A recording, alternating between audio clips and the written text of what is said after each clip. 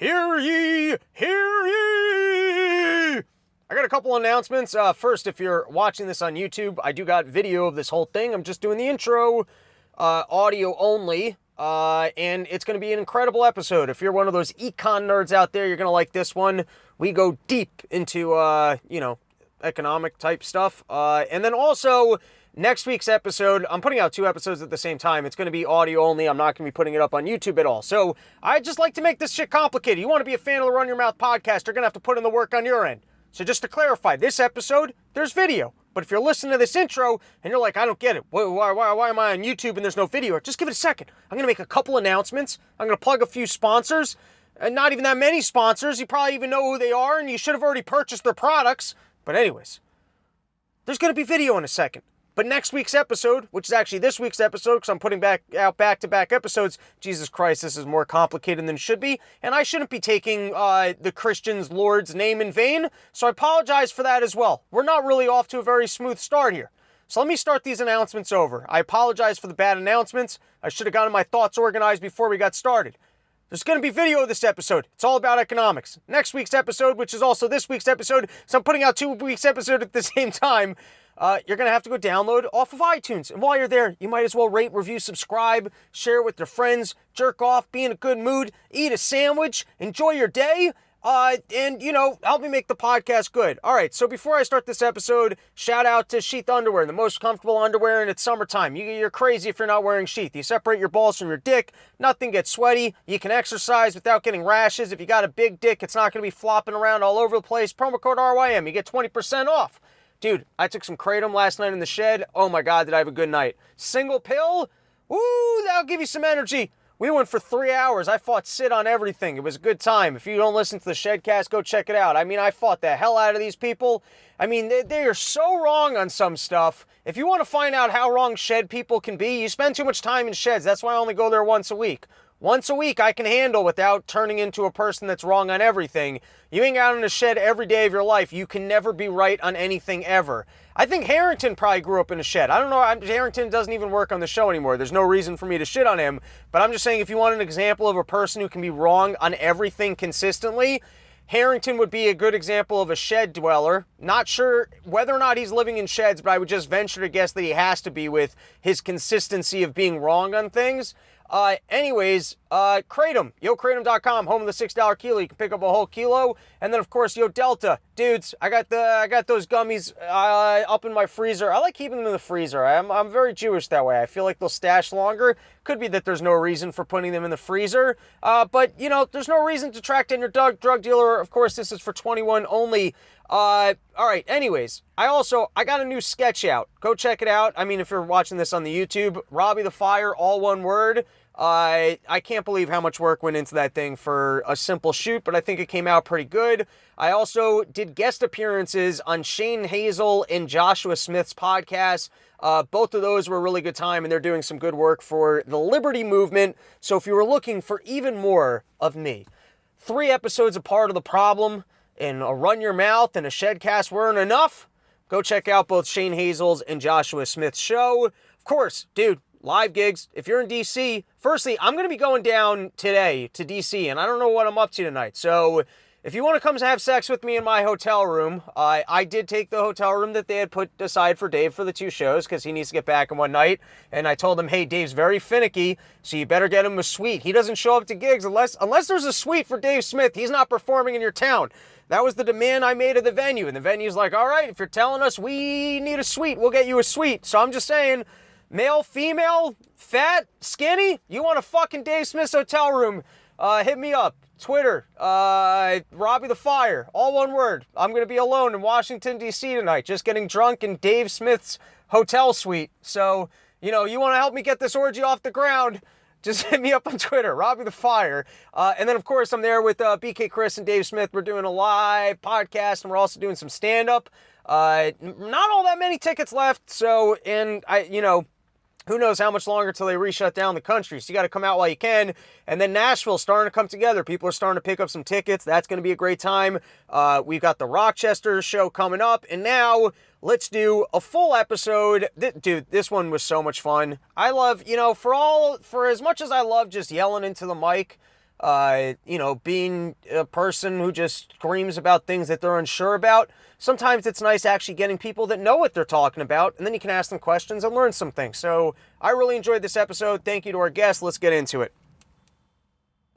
All right, and now we got a special segment coming up, which is I was trying to read Rothbard's Austrian Business Cycle Theory, which is not an actual book he put out. It's a piece from, by the way, God bless capitalism and the Mises Institute, because they've suckered me into buying books that I've already bought now like 3 times.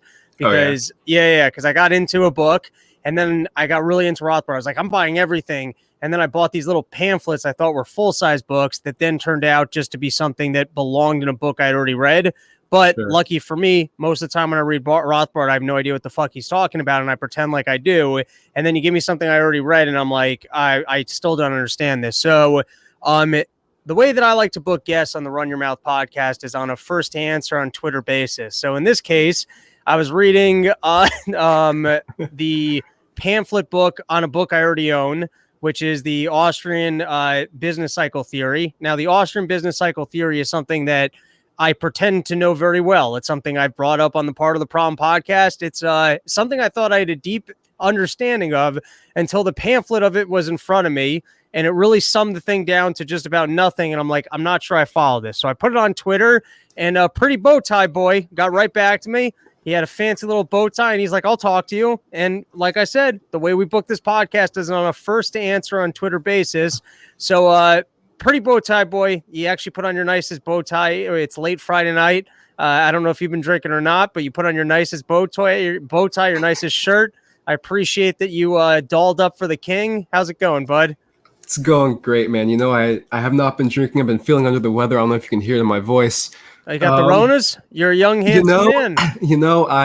Maybe I didn't get a test because I'm not sure it matters too much, because whether I have the cold or the flu, either way, I'm not going into the office this week. But okay. But yeah, I put on it's a Mises Institute bow tie. I don't know if you can see, it's the crest. That's nerdy as shit, dude. So, I was lucky to be on Twitter just at the right time. So before we get into it, I bullshit all the time on this show. So I'm not against people coming on and bullshitting. It sounds to me like you might actually have a pretty good understanding of this. So why don't you tell us a little bit about, I don't even know how old you are. So maybe you just had your bar mitzvah. You spent your bar mitzvah money on that bow tie. Why don't you give us a little bit of your actual background and your expertise in the topic? Sure, yeah. So my name is Anton Chamberlain. I'm 24, so I'm a little past bar mitzvah age. I'm not Jewish either, so wouldn't have had that anyway. I have a BA. I got my BA in economics at Loyola University, New Orleans, under Walter Block. Then I got an MA at Troy University, also in economics. And then I'll be starting a PhD in a couple weeks at Middle Tennessee State. I've done 8 Mises universities, and this is my second year as a summer fellow here at the Mises Institute. So here's what I'm learning. Just throwing out on Twitter, you might actually get the right guess. So fingers crossed, I know what I'm talking about. Yeah. Hell yeah, dude. Well, thanks for reaching out to us. I actually just watched today on my car ride in. I was sitting in the worst traffic, and I got to do a better job of like lining up shit while I'm in traffic. Because if you give me like something good, I don't lose my mind. And I was listening to Bob Murphy did a presentation on the plumbing of the financial system, which was fascinating. And apparently he put out a book, which it's going to be next on my list. I think he just put it up online. The Understanding Money Mechanics? Yeah. So I listened to that lecture. It was awesome. And then next year I'm going to have to reach out to them to see if I can attend, because like the second I heard that lecture, I got really excited about it. And that lecture was great. I'm definitely going to read that. I'm already reading, which is a giant book, and thus far I'm loving it, is Reisman's Capitalism, which is pretty... Sure. Have you read that? I've not read that, but it's in the Institute bookstore. I've seen it a million times. I've seen it referenced a million times. I'm sure it's great, but yeah, it's freaking massive. I'm a big fan of his, and I was reluctant to approach this book because of the size. But he's a very clear writer, and it's like a rundown on everything. And I'm enjoying it thus far. I'm only 60 pages in, and usually around 150 is when my ADD strikes, and then like I read another 100 and realize I didn't understand one word of it. But I'm enjoying. I thus far I'm enjoying it. After that, I'm gonna go on a little bit of a Bob Murphy binge and hopefully get him on the podcast. But let's actually get into the business cycle theory. So I'm reading Rothbard's book about it. And just to start out, I agree with the premise. I honestly, and this is mostly from what I read from Stockman's The Great Deformation, and from what I understand of credit asset bubbles, I do believe that when you look at depressions and you look at the problems that are in the markets, it's that the Fed causes bubbles. And so depressions are going to be a natural consequence of the capital expansion that the Fed engages in. So the conclusion of Rothbard, which is, and the most important piece would be to say, hey, listen, there's going to be a natural consequence to, basically credit expansionary policies by government, the Fed printing money. And so let's understand that there will be a depression, and the depression is actually the cure because we're getting rid of basically all of the failed and bad investments that were a natural consequence of credit expansion. And so let's understand that depressions are actually a good thing because it's the cure for and the natural consequence of the Fed printing money.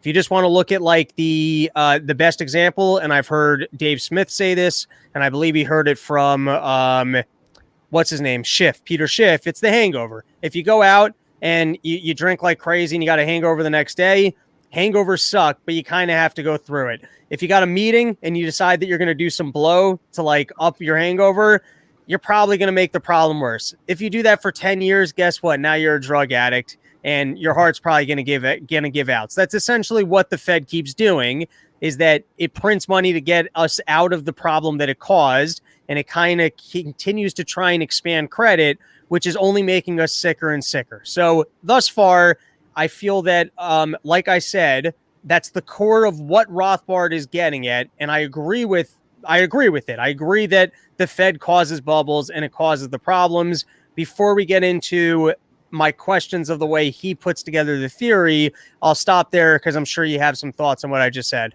So yeah, I think the hangover is a good analogy. It's one that's used in, there's a video that I'm sure you've seen that's, Keynes versus Hayek rap battle. And in that video, Keynes keeps getting drunk and they just keep giving him more alcohol to kind of perpetuate the thing. The example that was given at Mises U last week. I actually haven't seen that. Where can people find it? Oh, it's somewhere on YouTube. I'll just put Keynes versus Hayek rap battle. There are two actually. I think the second one's better than the first one. Anyway, but so at Mises U last week, the example that was given was not an alcohol, but perhaps one that you'd be more akin to. So if you took shrooms, all right, and you, it'd be akin to thinking all of a sudden, Robbie, you open up your fridge, and because of the shrooms, you think you have like 20 million sandwiches. Hell yeah, this is the best trip of my life, dude. Right? So you're looking at it, you're like, oh my gosh, I don't need to go to the grocery store for like the rest of my life. Why would I bother allocating capital and resources of mine? Why would I bother using my money to go get food when I've got sandwiches until I don't need to work anymore? Are you kidding me? I got so why sandwiches. Would you? Yeah, and so then you have two options once the high starts to wear off. You can either take another shroom and kind of just keep pretending that you have a shit ton of sandwiches waiting for you, or as the high wears off, you realize, oh crap, I have two sandwiches. Right. And I've completely misallocated my resources, whether it be time, whether it be my money. And so that's when the bust hits. The bust is this necessary reallocation process, because all the boom was this kind of, you were either drunk, as you said, you were high, you had a misunderstanding of what the capital structure and the economy looked like. And so you readjusted according to this misunderstanding, and the bust has to happen after that. Because by the way, that is a perfect example with the mushrooms and the sandwiches, that if you think you're all set, you don't go out, you don't work. And when you discover that you aren't, it might suck to make that discovery, but you got to make the changes to build off of that. And I know that I've said this before on the show, but it's almost like, excuse me. It's almost like with Bernie Madoff. At some point, they discover that he's running a Ponzi scheme. So what you can do is pretend that it's not a Ponzi scheme, because until you actually label, hey, this is a Ponzi scheme, it's not like, it's almost like a bank that there's a run on the bank, but you haven't announced, hey, we're out of funds yet. You haven't closed the doors. So until you do that, you know what I mean? The asset's still alive. Like until you kind of announce, hey, this is a Ponzi scheme, Bernie Madoff's fund still exists, and there are individuals who think that they've got giant retirement accounts with Bernie Madoff, and so they're living a certain lifestyle because they think they have a certain amount of assets, right? So it would be dumb to go, hey, this is going to suck. So you know what? Let's not tell anybody. Because as long as we don't tell anybody, they don't have to adjust down their lifestyles. They don't have to sell their current homes. They don't have to get rid of their vacation homes. So let's just not make the announcement. So what you start to realize about the larger financial system, in my opinion, is that most of the money in the system doesn't really exist. It's kind of what happened in the last recession, is that they had to write down a lot of collateral that existed in mortgage-backed securities. When they had to write down that collateral, all of a sudden they realize, oh my God, there's a ton of money that doesn't exist in the system. Things are going to start defaulting. And it's almost like noticing that Bernie Madoff's Ponzi scheme doesn't exist, right? And so if you're a bank, you got to make changes to what you're doing. Now, the reason why they don't allow for those changes to happen, and this is I find it's like a hostage situation where they've got common people, such as they've got my money in the bank, they've got pension plans in the bank, and so what they do is they pretend, hey, listen, like it's a hostage situation where they're like, hey, if this asset goes belly up, we're all fucked. Like you look at the repo market, right? Which is, well, a year ago it was out of control the other way, where the Fed had to loan the money. Now it's out of control where they're trying to get money off, like out of this system, which I don't quite understand. Maybe we can get into later. But what I think it comes down to is that there's certain critical assets that you would notice that there's a problem in, right? Like the repo market, you would notice that there's a problem. The thing is, once you notice there's a problem, you got to start making some adjustments. And then the bank kind of starts having to go under because you got to make all sorts of adjustments. Then at some point that goes all the way to fucking over the pension funds, because the banks did a good job of wrapping all of our money up into their thing. But just what I just said is extremely complicated. Your mushroom example is perfect, that there's a problem in the system. And until we acknowledge the problem, we're just remaining in La La Land, and remaining in La La Land doesn't allow you to start making the adjustments of, oh shit, I got to go out and get myself some more sandwiches. No, and the longer you insist that you stay in La La Land, the worse the bus has to be, because so after the initial interest rate suppression, everything that's being done in the economy is wanting to push the interest rate back up, and it starts to do so. And so then the Fed realizes, well, we have two options here. We can either let the interest rate go back up and let any reallocation that needs to happen take place, or we can push it back down and try and keep it down. But if you keep doing that, then you can run into the problem of hyperinflation. And so what you have is you have the market that's saying, no, the interest rate needs to be a lot higher based on what our time preference is as a society. But the Fed is forcing it to be pushed back down. And so you're having, so like what we saw in the early 2000s is you had kind of two different aspects of this same thing going on, where you had a lot of construction companies that were realizing, oh, when the dot-com bubble burst, nothing really happened to housing prices. Housing must be a really safe investment. So we're going to use a lot of our resources to try and increase construction. Well, as that happens, more and more people are bidding for resources. And so these construction companies are realizing, oh, crap, there isn't enough lumber. There aren't enough resources in the economy to finish all the houses we've started. And so as that starts to work its way through, then you have these projects that don't get completed. You have workers that have to start being laid off. Then on the flip side, you also had a lot of subprime mortgages being given out to people that were getting mortgages on houses they had no business getting mortgages for. And so as soon as the economy starts to show its weakness on that aspect, well, as soon as one person loses their job, they lose their job for 1 month and they can't afford the mortgage that was given to them because it was an insane mortgage. And so that's where you get the housing crisis kind of starting from these two different ends, where in the construction aspect of housing, there are not enough resources in the economy to finish all these projects because resources were not made up or were not made available during the period. And then you have people on the other end that were given loans because of the low interest rates that they should not have been given. And then they start defaulting. And this is where, this is what makes it a business cycle theory, is the fact you have these clusters of errors by a lot of people at one time. Because we're not talking about fluctuations. We're not talking about supply shocks. We're talking about a business cycle, right? And so what you have to understand, what you have to explain with your theory is, why are a lot of people making very similar mistakes all at the same time? And it's because of how prevalent interest rate is and how money circulates through the entire economy. And so that's why you have all these people all the same time making different mistakes, but mistakes that are all tied to the manipulation of interest rate. And the vernacular, just to add there, is essentially that there's signals that every Yeah, entrepreneur, every single bank, every single industry is working off particular signals. And so if there's a signal issue where they all can make malinvestment, they will. And so the malinvestment here is essentially, I guess, in thinking that more like, or if you go back to the housing market, that more people can afford homes than actually can, is level one of malinvestment, right? Level two of malinvestment is that they think that the housing market is only continuously going up. And so people start borrowing that money to buy other assets, right? Which kind of just gives this false picture of wealth. And so that false picture of wealth further expands the issue, because then people start making investments thinking like, oh, look how wealthy this society is. Look how much they're going to be able to consume in the future. And so it's kind of like escalating false signals, which get people to start making investments because they think that there's going to be people to purchase products or services that won't actually have the capital or money in the future to do so.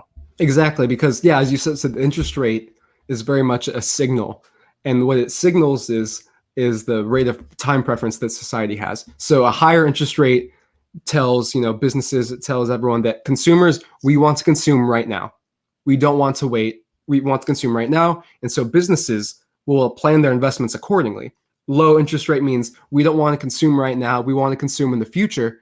And so then businesses look at that as like, okay, we'll make investments that aren't going to pay off in the next year, but they'll pay off in 5 years. But that's fine, because you're telling us that you don't want to consume right now anyway. You want to consume in the future.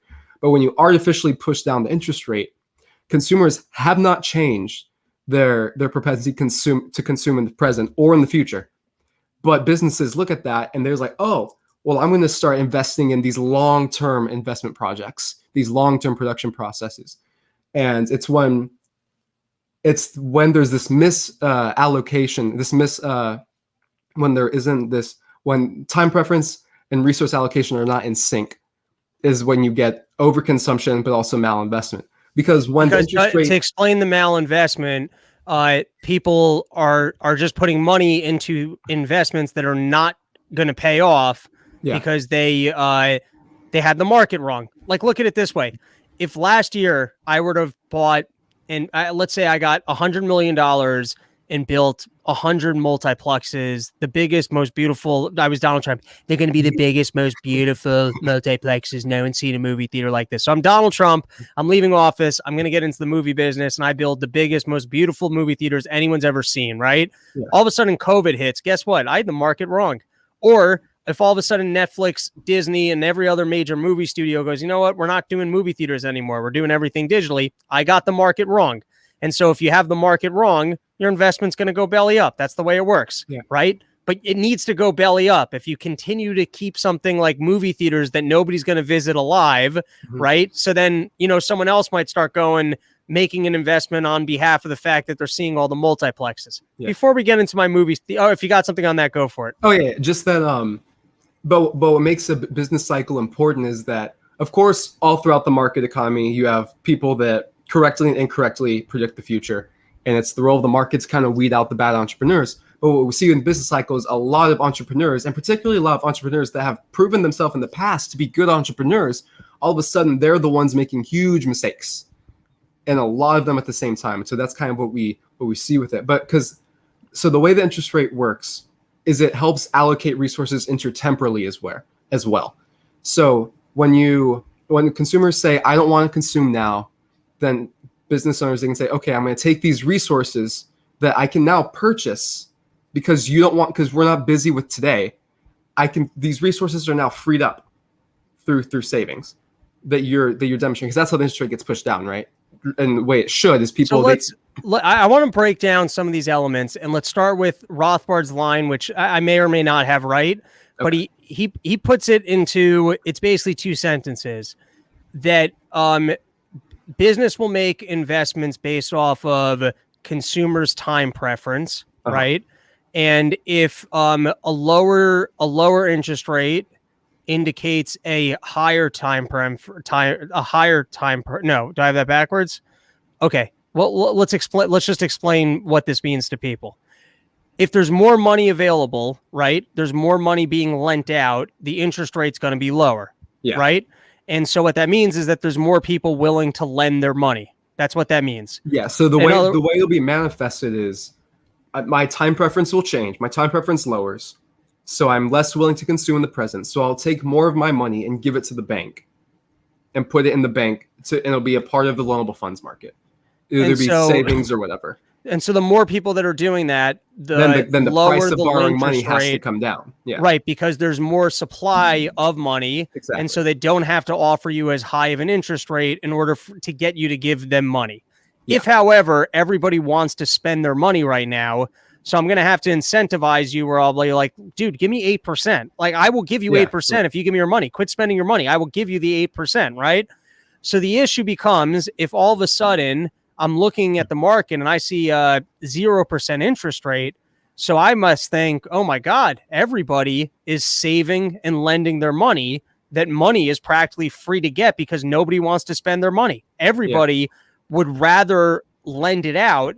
And so there's no interest rate to be given. So step one is that there's an evaluation of consumer preferences based off of the interest rate. That's the first signal. Is if you're a business, you're looking at the interest rate, and a high interest rate would indicate the fact that people are spending their money right now, right? And if there's a low interest rate, that would suggest that people are saving and that there's more money available to be lent to you. So that's step one. Exactly. Step two is businesses then look at that and they decide whether or not they're going to make investments in what Rothbard refers to as the higher order of productions or the lower level of productions. This is what you were talking about.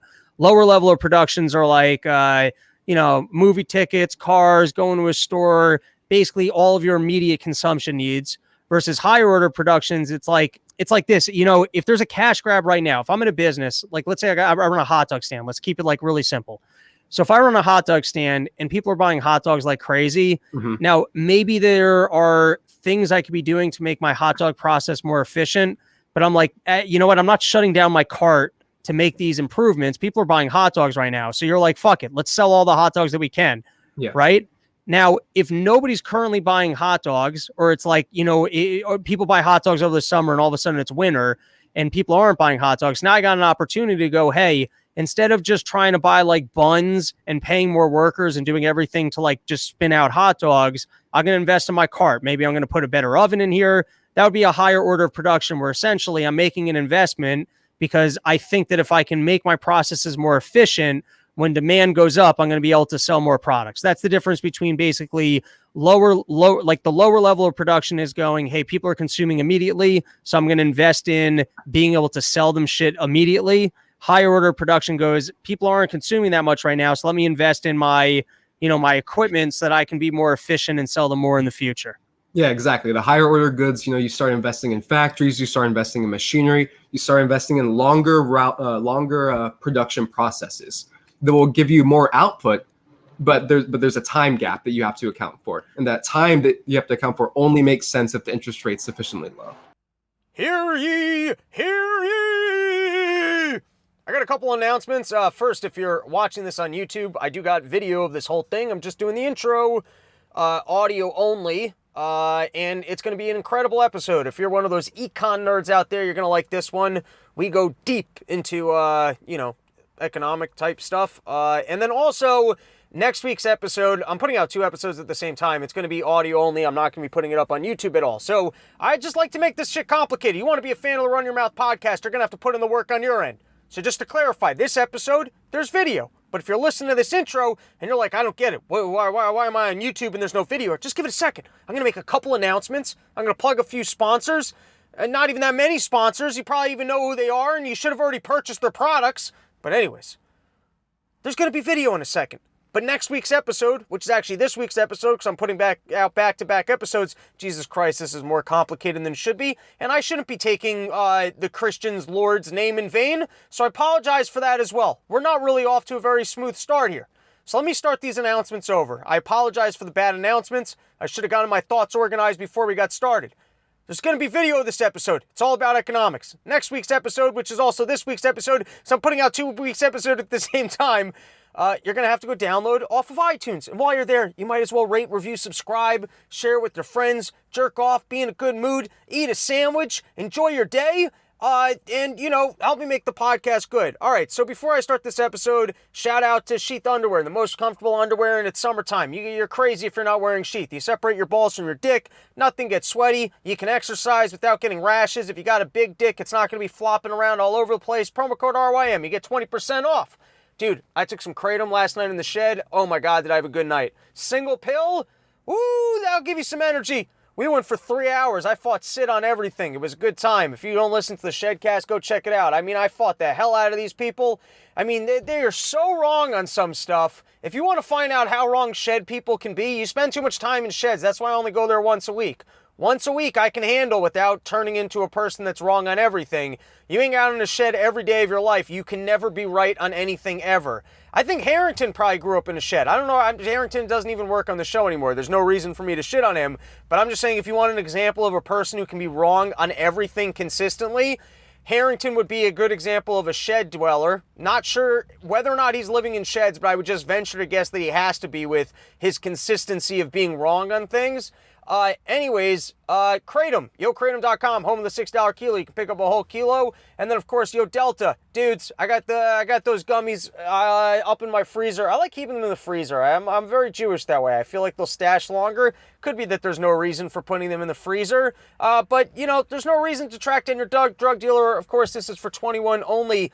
All right, anyways, I got a new sketch out. Go check it out. I mean, if you're watching this on the YouTube, Robbie the Fire, all one word.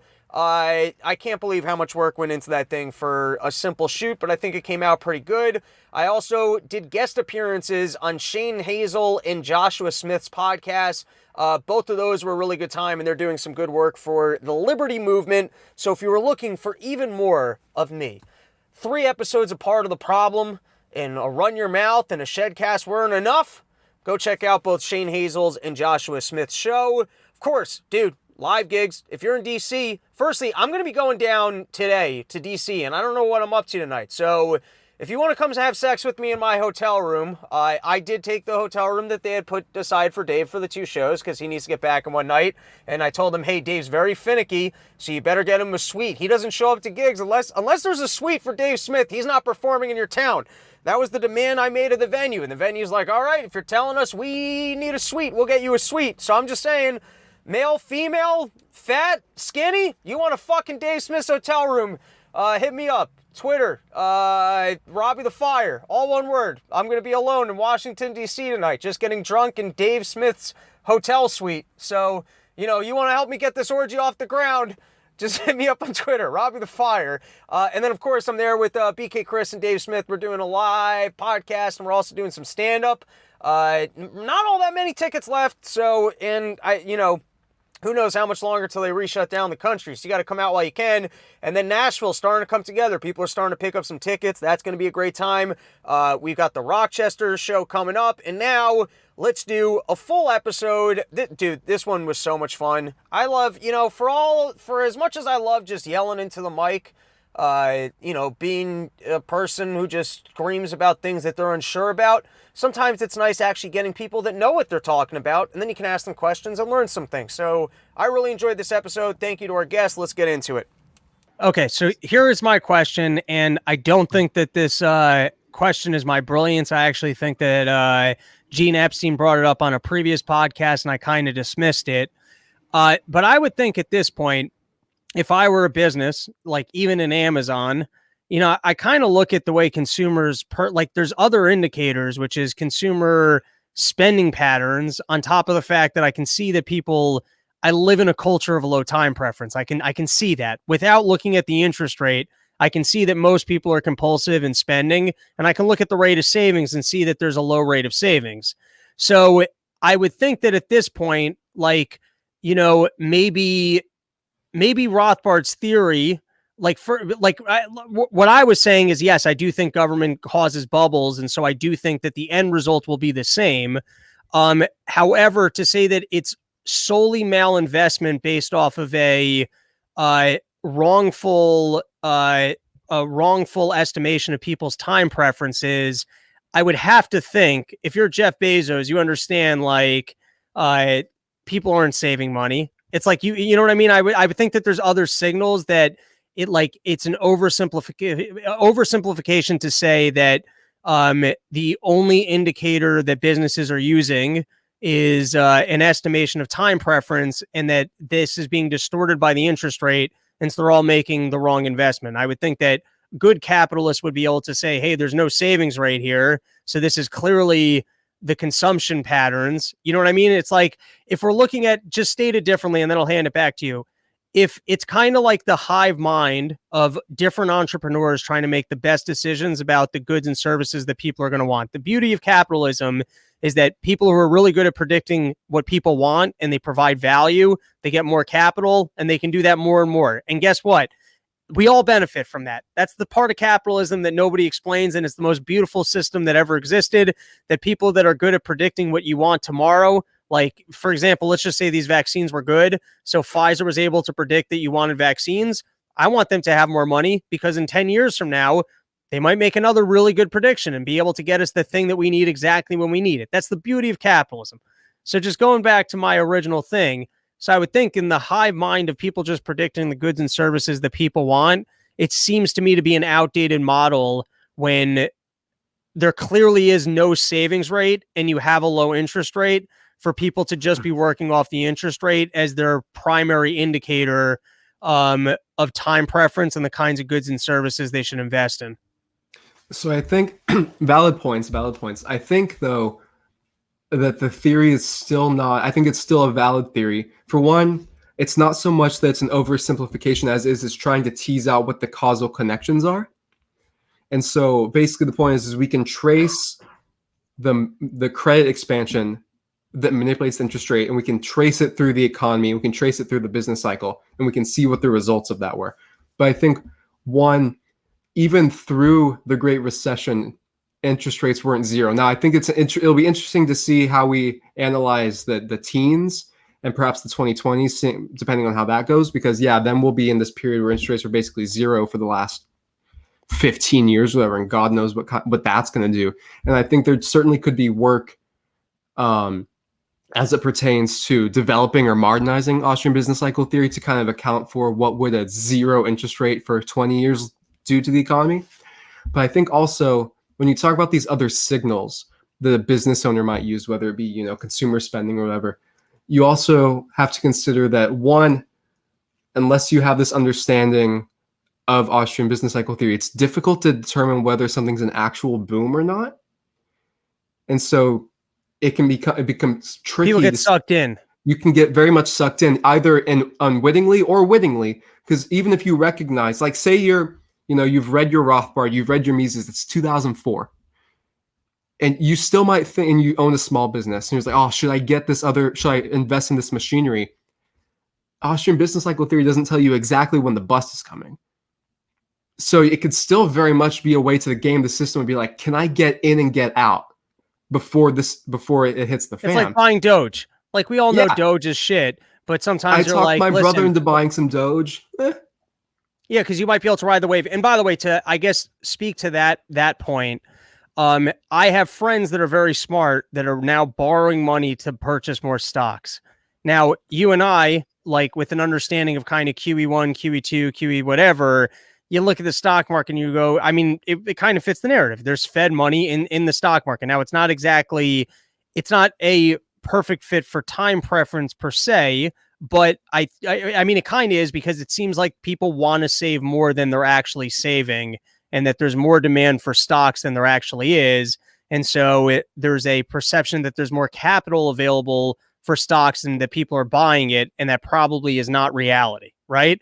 But as we're in year 10 or 11 or whatever the fuck it is of the stock market continuously going up, it's pretty easy to get, like, even I've had my money on the sidelines for a long time. And then you hear all the experts keep saying, like, yeah, the bears have been talking about this thing going down forever. It's a new normal, and they're just missing their opportunity for growth, and there's no money anywhere else, and you're just leaving it to inflation, and you're not getting returns. So listen, dumbasses, quit keeping your money on the sidelines. So speaking to that point, even I will start looking at, like, shit, maybe it is time to get in, and then I don't. I do keep it on the sidelines. But to speak to, I guess, the most sophisticated players would kind of be in the stock market, and they're all getting fooled by the, in my opinion, the Fed money that exists in the system, which would speak to your point that even sophisticated actors at some point, you can get fooled where it just looks so good, or you can't time it, where you just start getting suckered, and And then you also have to yes. consider that, like, if you're playing with large amounts in the stock market, chances are you're doing that because if you took a large loss, you'd be fine. So it's also one of those things where, like, you become, even if you understand the dynamic that's going on, that this is some inflated bubble or whatever. This is not something that's incredibly sustainable. If you, unless you have, like a GameStop situation where the wealthy, what's it called? I forget what it's called, but lost billions or dollars. Unless you have some like crazy instance where that, you lose a couple million here, maybe lose a couple million there. Perhaps it doesn't necessarily, it doesn't mean as much to you, and so you're more willing to just play the game.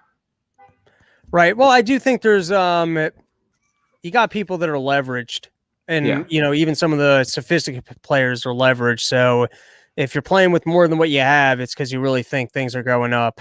All right. So just to bring it back to what the critical thing I was hoping to walk away with a better understanding of here, which is the Austrian, but what's it called? Austrian business cycle theory. Yeah. ABCT. You see, that's how dumb I am. The ABCT, that's what it means to me.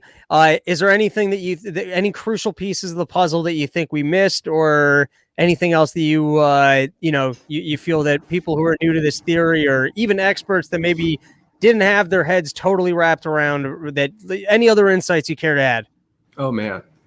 So I think one, we discussed it, but I don't think we necessarily made the distinction that was necessary. So I want to make clear that it's malinvestment and not over or underinvestment, because the problem is not the amount of investment that takes place during a business cycle, during the boom. The problem is where the investment is going. Okay. And so I think it's very important to make clear that this because is a theory of malinvestment. Right. If it's almost like, as a theoretical, if like it's almost like if Keynes was right, like, and government could almost make capital available and it could be invested in things that were actually profitable and led to growth, then there is no overinvestment because you were actually right about where to place it. Yeah. The issue is when you're distorting the crucial signal by making it government funds that are available as opposed to real savings. Mm-hmm. When you go to spend that money, right, you're gonna misallocate it. And so you're not going to end up with the growth. Like, in other words, the growth will never come from government spending because because it's impossible for them to get right the bet of where it should go, because they're distorting their own signal of where it can go. Now, when you say it can't, as a theoretical, let's say, like, I remember, this is more of a political science idea, but it was strategic trade theory, which essentially was that, like, listen, you and I could probably break down why this wasn't true. And I'm 10 years out of college. I didn't pay that much attention. But the idea was, like, let's say you're a country like China. So for the most part, you could have a capitalist market, and that's probably like the best approach. But there are going to be certain crucial industries that until you hit like scale, right, you'll never actually, and until you hit scale and you end up with the marginal value, whatever, all those economic things coming into function, you'll never be profitable. So take like an industry, basically you'd be looking at cars, or you'd be looking at like airlines. So if you're Europe and you want to compete with Boeing, so you got to invest in Airbus. Like, it's not going to happen. Private individuals will never have enough money to be able to crack this industry. Now, it could be that Europe's wrong. They're never going to be profitable and it's stupid. They should just be specializing, and there actually is no benefit to them of having Airbus, and there is no benefit to the market. But is it true that there's never been an industry that government said, hey, we think that this is not being serviced well by the market, we're going to make an investment in it, and then it actually led to some kind of growth? Oh, sure. Well, okay. So you saw growth in the industry that was targeted. but I don't think you can say that the economy as a whole grew. Right. Okay. So that's almost like a Henry Hazlitt. Exactly. It's the broken window fallacy thing. So yes, you see the infant industry growing. Sure, great. But what you don't see is the fact that all those resources that went into that industry had to come from somewhere else in the economy. And the fact that the government had to manipulate the economy into investing into that industry means that those resources were needed elsewhere. And so because you are forcefully taking resources out of where they're needed and into an industry, arbitrarily, you are necessarily going to have less growth than you had before, because you are necessarily moving resources away from their highest valued ends. So I do think you can say theoretically that it cannot do this. And especially when you consider that if all the government's doing is printing more money in no way increases the amount of resources in the economy. So by printing the money, you're not creating wealth. Right, because you're just printing money. Because you're just printing money. So just to go back, because I cut you off because I do that. It's your podcast, man. We're making the distinction between malinvestment and overinvestment. There is no concept of overinvestment, because if you get it right, then you never put in too much money. It means there was actually growth and profits on the back end. It's only if you got it wrong, which is a product of malinvestment. Okay. Gonna cut in here once more to tell you about Sheath. Dude, he sent me some t-shirts, and I don't know where he gets these fabrics. I don't know what country he traveled to and found kids with the softest possible hands to work on his products, but Sheath has some, I mean, I've never worn a t-shirt like this in my whole life. I could have ran 19 marathons without bloody nipples. I only ran one, and my nipples got real bloody. That should actually be the competition in a marathon at the end, is who's got the bloodiest nipples. Doesn't matter who finishes first or last. It's really the fattest guy with the most sensitive nipples who endured bloody nipples for 26 miles. That's the real winner. I mean, at the end of a marathon, that should be the way they judge those things. Medal goes to dude with the...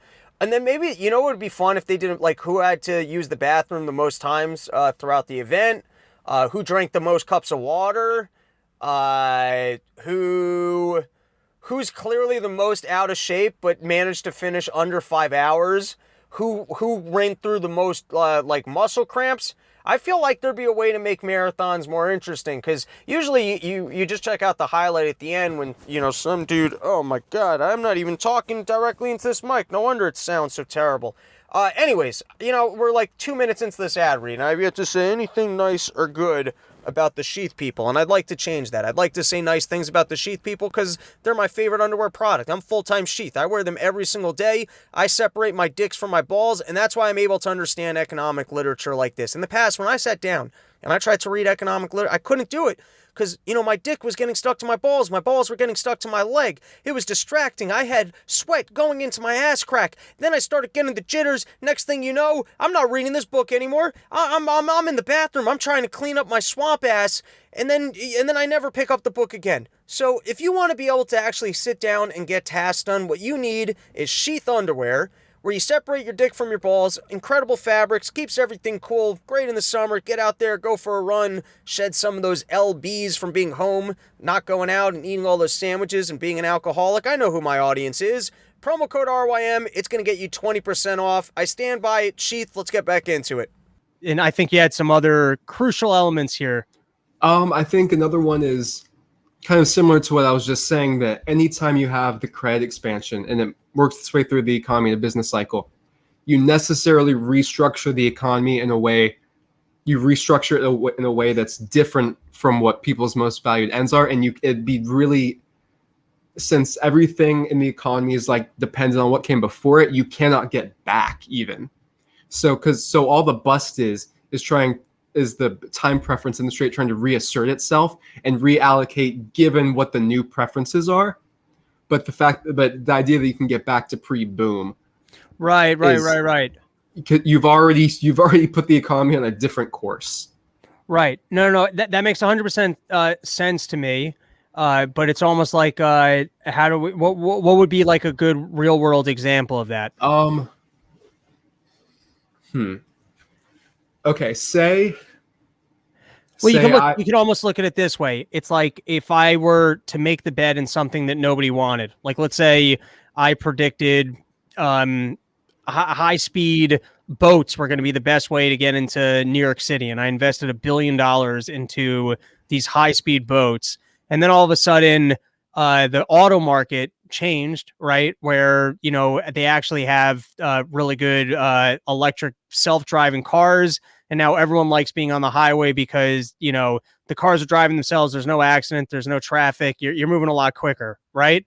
Yeah. So you could try and do a bailout for the high-speed boat industry, but it doesn't matter. The market's evolved. The market's moved on, right? Yeah. Or say I have a sandwich. Say I'm the one with this, like I'm selling hot dogs in New York.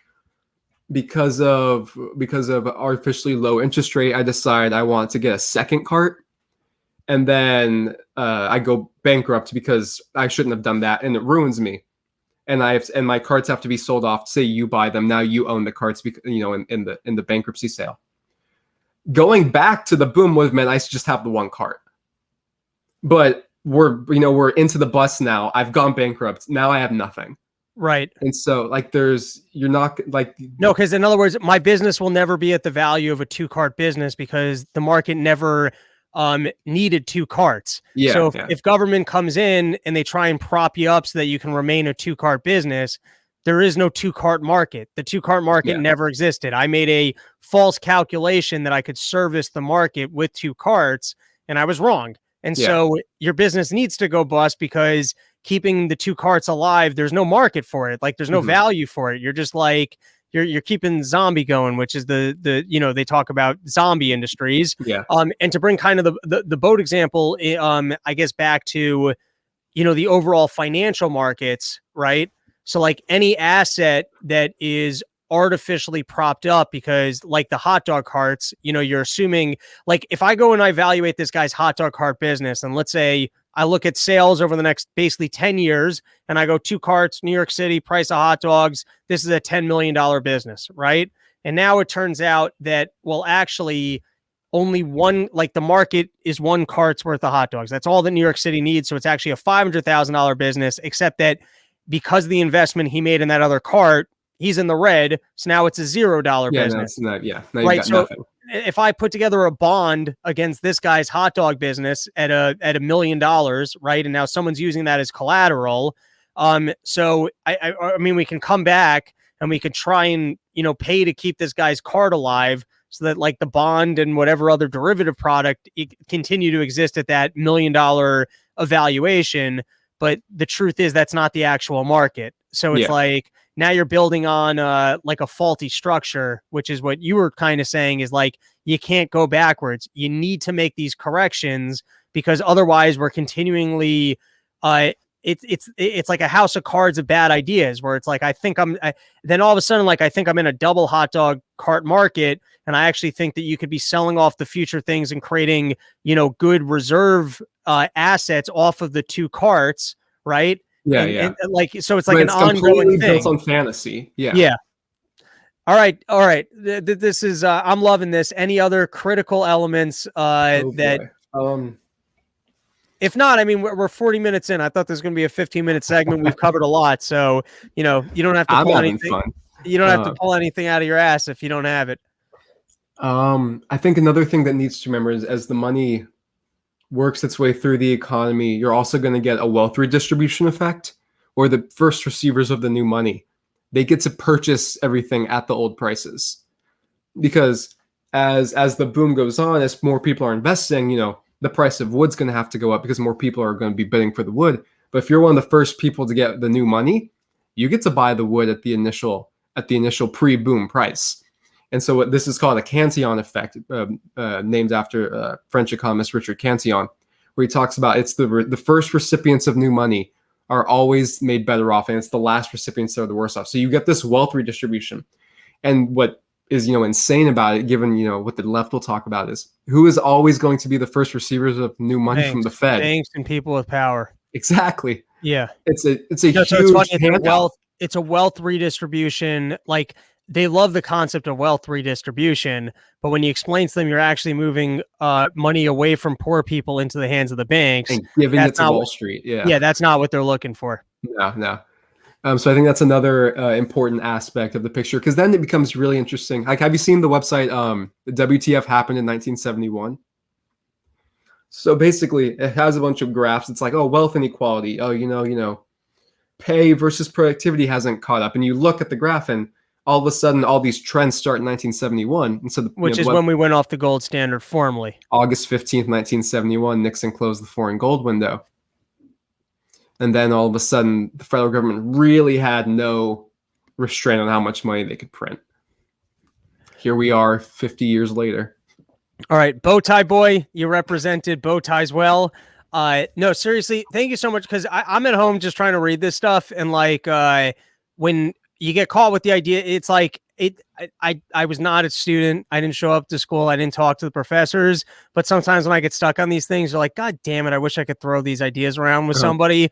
And I think a lot of people in the audience probably feel the same way, that as great as reading is, sometimes actually being able to talk out your own stupidity and figure it out with another person is and no one cares about these topics. So, you gotta go to Twitter to find other people. No, but seriously, thank you so much. And I hope you'll come on again and continue to give us some anytime you insights. want. I love talking about this. I'll put on a bow tie and we'll talk any econ you want.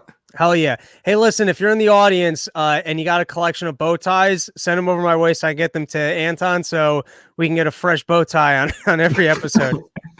Sounds great. Yeah. How deep is your bow tie stash, dude? It's not too deep. I've got maybe 4 or 5, maybe 6. But I've got 2 Mises ones. There's this blue one, and there's a red one.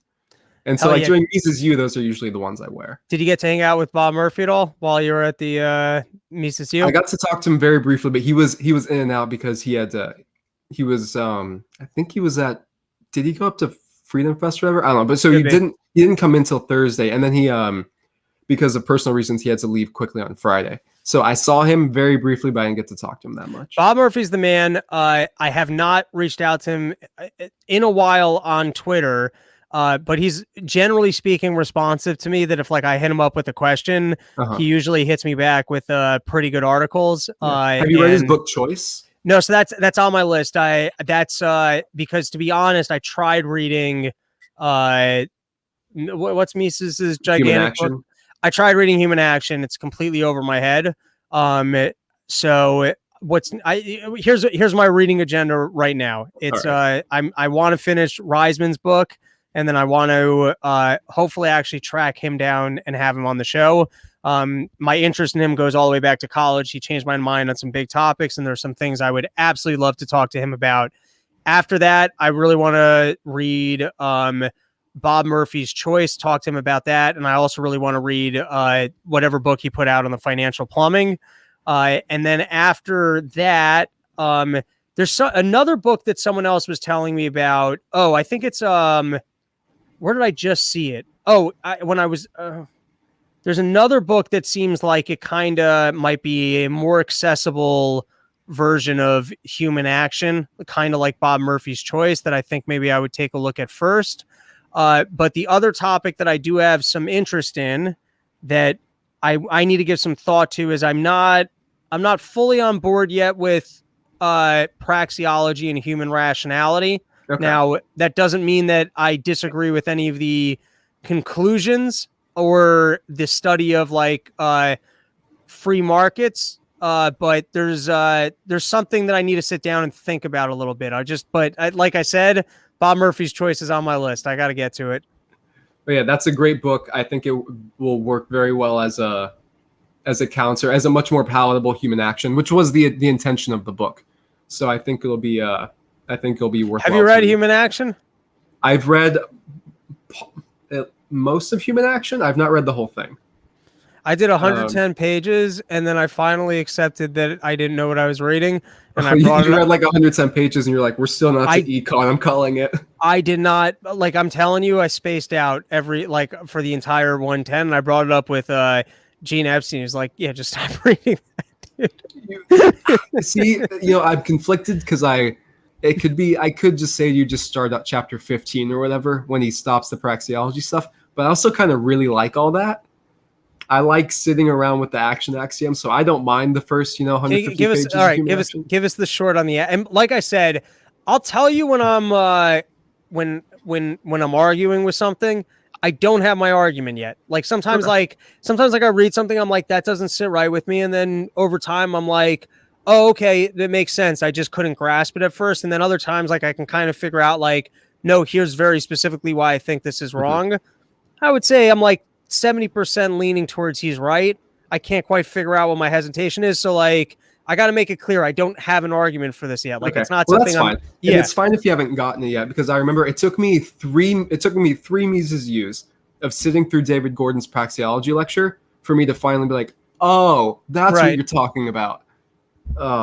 So if you haven't spent much time with it, I think it's completely, reasonable that you're still kind of unsure about it. So praxeology is just, starting with the action axiom: man utilizes means he perceives will bring about his desired ends. That's basically it. And from there, we deduce the rest of economics like logic. So now there's debate in the Austrian school over the status of the action axiom, whether it's empirical or not. Rothbard said that, strictly speaking, the action axiom is empirical, but once we have realized that it is real in the real world, well, then any attempt to refute it is a performative contradiction. Mises would say that that the action axiom itself is apodictic and we can know without any experience. But that's kind of like inside baseball, really geeky philosophical thing. But so we start with the action axiom, and from that we derive choice, we derive opportunity cost, we derive profit and loss. We derive from then we get the law of diminishing marginal utility. Once we have the law of diminishing marginal utility, well, then we've got supply and demand curves. And so that's really all the praxeology is we just start from the true premise that all people utilize means they perceive will bring about their desired ends. And only the fact that they do that, not, it's no judgment on the means chosen, no judgment on the ends. It's strictly given the fact that humans do this and that this is what is quintessentially human, what can we derive from that? So what about, and this is what fascinates me about the idea, is there's a Eastern philosopher by the name of give me 1 second. It's late at night, long day, and sometimes like my memory's sharp as hell. Other times it is not. You're post-COVID still. No, I'll make a crazy claim here. I'm finding that when I read information now, my memory recall on numbers and names and things that like I normally wouldn't remember the specifics on is almost better. Is my brain somehow improved from COVID? I'm not going to make that claim, but I would be curious to know if anyone else who has gotten COVID is actually finding themselves to be slightly sharper. I'm reading right now. I've been reading Capitalism, and I would almost ask him, clearly one of the most brilliant people. At least he strikes me as being completely brilliant. He might be one of the wealthiest people on earth. I have no idea. I don't know how much money he made. If he wrote that book and he's not extremely wealthy, right? I would venture to guess that in some ways he actually, there's like almost a spiritual element to his love of capitalism, as that it will benefit mankind, right? Which also suggests to me that like his work and purpose goes beyond just financial gain. At the same time, the premise of his book is, I've never read Ayn Rand, but he's kind of working off of like the rationality of just your pure human self-interest, and like that's it, and that it's a noble goal. I grew up with religion, and I understand that you can like look at the financial capitalist thing as not running contradictory to religion, right? But I'm kind of ranting here. The Eastern philosophy book that I read, a lot of it is actually about the mechanical nature of man's brain, and put into more modern terms, basically it's a mindfulness book of kind of being a little bit more aware of your thought process. And what even modern day psychology, I think, would look at is that we download a lot of behavior patterns from our parents. So even like sometimes the emotions you feel or just the way you react to things, a lot of it is actually learned and almost programmed behavior. That, not to say we're not capable of rational thought and we don't make decisions for ourselves and people are incapable of improving, But and the other book that would be on this is I think it was called Think Fast and Slow, which is about like the dual nature of your brain psychology, of like that there's a thinking system where we're responsible for our decisions that people avoid, and then there's kind of like the secondary system, which is a little bit more mechanical. Anyways, what I'm trying to get at is that while I would agree with praxeology, there's also heroin addicts who will make their decision tomorrow that, you know, they want heroin. Is that actually a rational decision? Or you see what I'm saying? So it's like, So, okay. So when we're talking about praxeology and we're talking about economics, rationality is used very much in a very strict meaning, in a very strict way. And it's different from, say, reasonableness. Rationality just means, like, even with the heroin addict, wakes up, I want heroin, or I want the high, I want to consume heroin.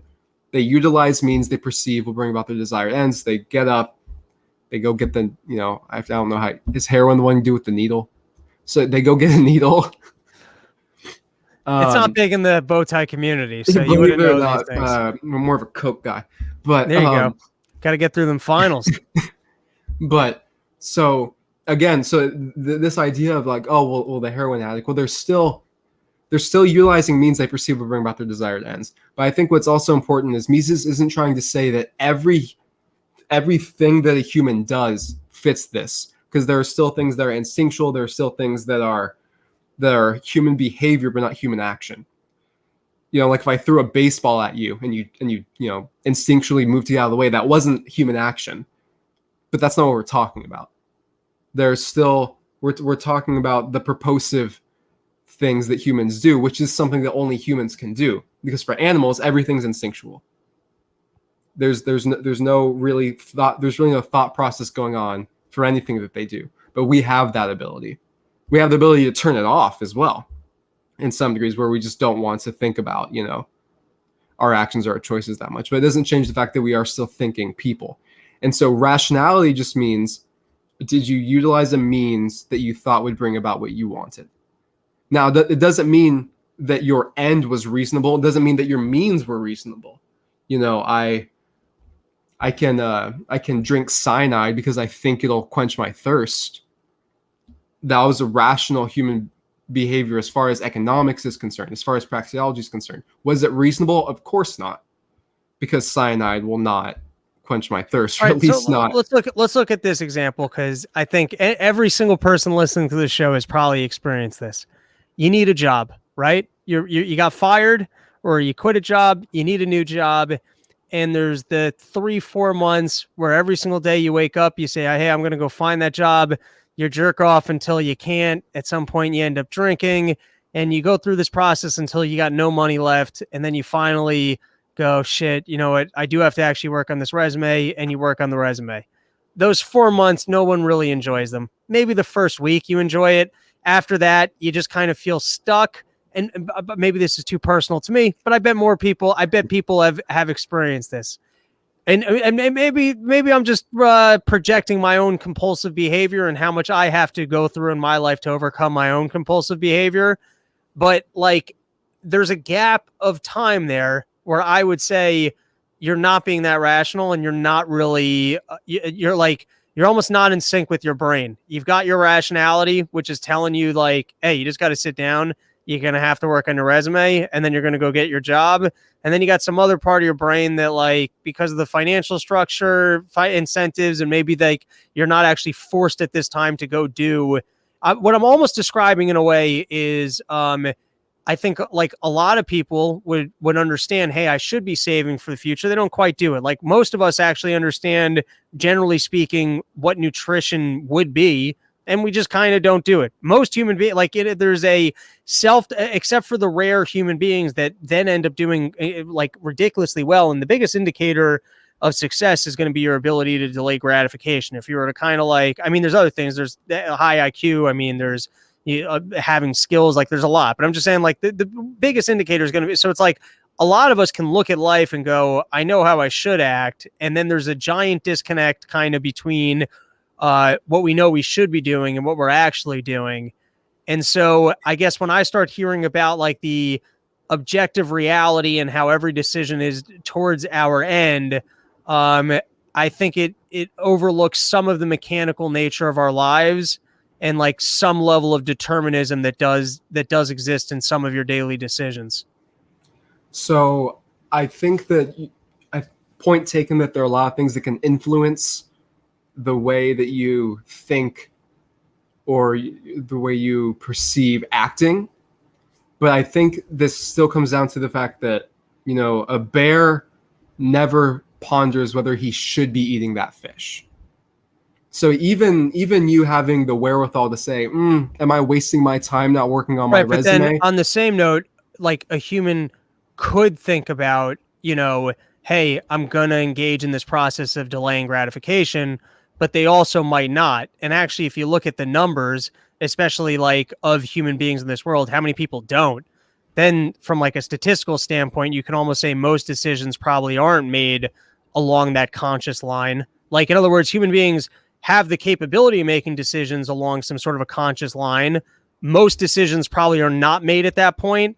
And I bet some human beings are almost so removed from that process that they never make decisions along, you know what I mean? So that would almost be a counter argument to say most decisions made by human beings, like, yes, they could. And like, that's almost like the job of man in a spiritual sense is to like elevate yourself to almost the more conscious decision-making process.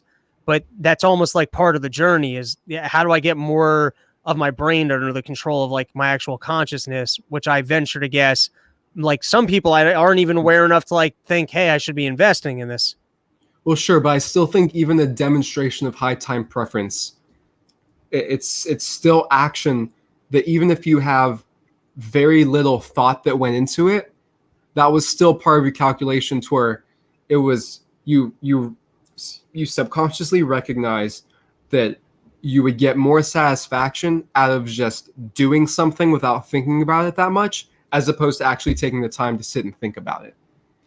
And so I think even then you're still, even subconsciously, you're still making decisions, even if you're not literally thinking about them, every single thing that you do, your brain is still working through them. Like your brain probably isn't actively saying every time you walk through a door, you know, to grab the doorknob and everything, but it's still, you're going somewhere, you have an end in mind. You know, you're opening the door from your bedroom to get to the kitchen so you can go get a sandwich. Are you thinking about that the entire process? No, but that's still something you're doing. And it's still human action in that regard, because you're still exiting your bedroom, you're still going toward your kitchen in the pursuit of a sandwich to satisfy the hunger that you're feeling. Maybe when I go back and reread it, maybe I'm like, I'm making the mistake of drawing implications of what he's trying to say versus kind of what you said, which is like, he's almost maybe overstating or overthinking the fact that everything's an action, which I can't argue with the fact that everything's an action. The question, which I think is the secondary question, is if people engage in a lot of irrational behavior that is against their own true self-interest, like if you were to sit down with them, discuss their goals, and everything that they did was not in line with those goals, would there be some sort of an argument that somebody should step in and maybe even through force try and help them achieve those goals? So the secondary question from there, which is where, you know, I would say I don't actually think that, you know, it's almost like people got to hit their own bottoms. They got to purge their own problems in their brain. It's like AA, you know, you can't just, if you ban hair, it doesn't matter. If you got, you're going to eat donuts till you die. If you got some sort of a thing in your brain that's leading to destructive behavior, and then on an even more larger centralized government scale, I would also say, hey, listen, yeah, you might go, humans are irrational, and so there should be this government, you know, centralized thing. But guess what? It's an even worse system. But that's like a secondary argument, right, against centralized government, which is that it doesn't work, which is kind of different than the moral argument of what might just exist in saying that, no, since humans are always rational and making a decision in their own best interest, no one should be interrupting that process, right? Whereas I might say, yes, everyone is pursuing what they think is in their own self-interest, their best self-interest. No, but I'm saying, how many choices do we make where, if asked, a person would even acknowledge, yes, this isn't in my self-interest? Like, if you were to ask someone when they're eating McDonald's, like, hey, man, should be eating a double cheeseburger right now? They go, no, of course not, but I'm doing it. So, but they're demonstrating that their value scale, that their preferences, they value more eating the Big Mac than being the pinnacle of health. And so this is where we get into, again, this distinction where it may seem semantic, but I don't think it is, where their actions are rational, but they don't have to be reasonable. And like in the same way that the cyanide example that I gave, where, I drink the poison because I know that this is, now we're playing almost like a semantic joke game. Isn't doing something to be unreasonable not rational?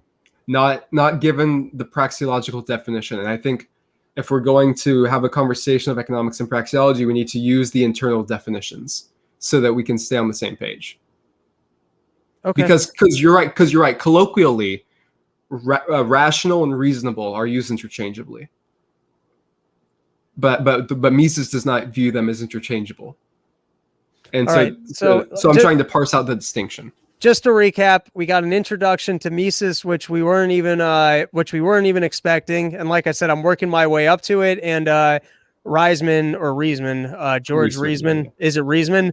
Is one of the he's one of the students of me. Like, he's drawing off of his work. So I would venture to guess that upon concluding and reading more of this book, I'll probably have be closer to the work of Mises and his understandings. Dude, once again, this was fascinating shit. I wasn't even stoned, and I felt like I was sitting in my dorm room stoned, being like, nah, that's not the way man works. So this was a thrill. We'll definitely do it again. Thanks, dude. Yeah, no problem, man. Thanks for having me on. I had a great time. Anything you want to plug? I don't know. Where can people find you? You can find me on Twitter at achamberlain97. So ACHAMBERLIN 97. Beauty. All right. Thanks.